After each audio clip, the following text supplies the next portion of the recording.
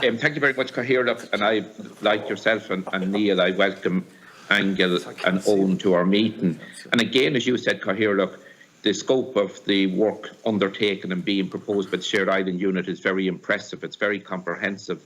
And I think Angel said in our introductory remarks that the work is all underpinned, the programme of work and the proposed investment is underpinned by the Good Friday Agreement in all its aspects.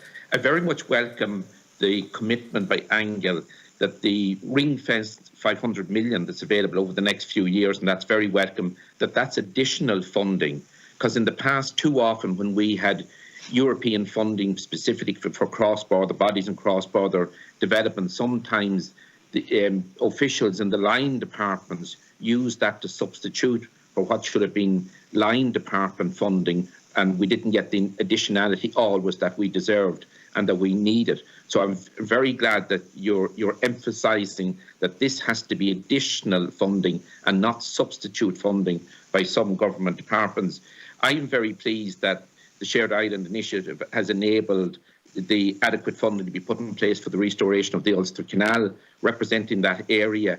And I know of its importance both north and south from the point of view of developing and contributing to economic regeneration of rural areas on both sides of our border. And I come from the immediate area of the former Ballyconnell-Ballinamore Canal, which was restored in the early 1990s, which is now the Erdon-Shannon waterway. And it has been an outstanding success, contributing so much to the economy of Fermanagh, Cavan, Leitrim, and further south as well. So I have no doubt that the Ulster Canal, when it's complete, and it has to be undertaken on an incremental basis, that it will contribute and enhance rural regeneration and enhance economic development in areas like Clonus and back into Cavan and elsewhere as well.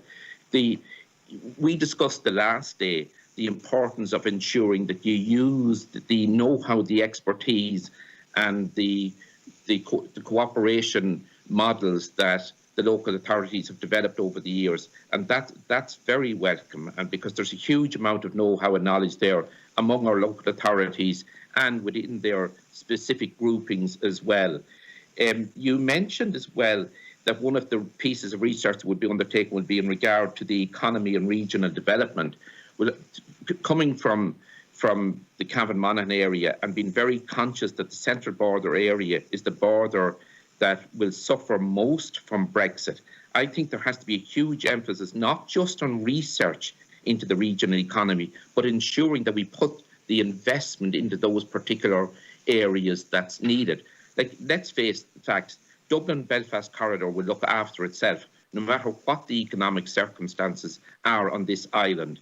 If there are blips and if there are downturns, cities of that importance will always survive and generally thrive as well. So we need to have a particular emphasis on investment in the least developed areas, and particularly the areas that have suffered most over the years. So I sincerely hope that will be taken into account when you're deciding on investment.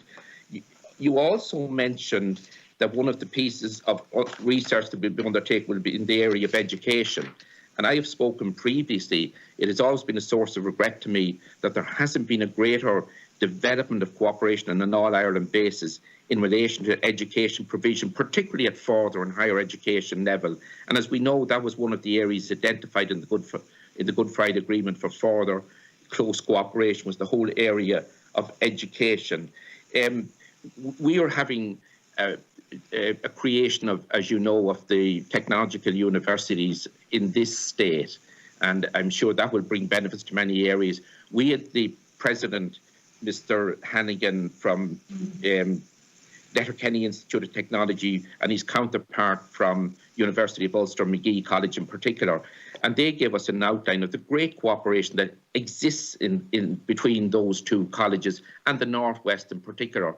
I would like to see some initiatives that would grow cooperation in education and further and higher education in the northeast of our country, thinking of the Cavan, Monaghan, Louth, Meath area in particular, where we have an Institute of Technology. And I would like to see much greater cooperation and provision of education services in an all-Ireland context. As we know, we don't have near enough students from Northern Ireland attending college in this state, or students from this state attending college in Northern Ireland, and anything that could grow that particular participation would be very welcome. So could I ask Angela Nolan if there are any ideas being considered in regard to an educational initiative, be it a particular development of a capital nature, or be it the collaboration being intensified on an all-Ireland basis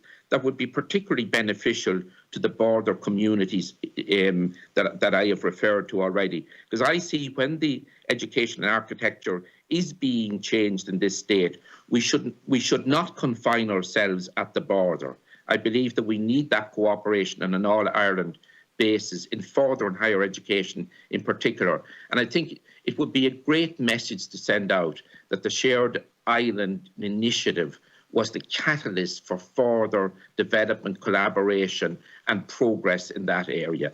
Thank you, Cathaoirligh.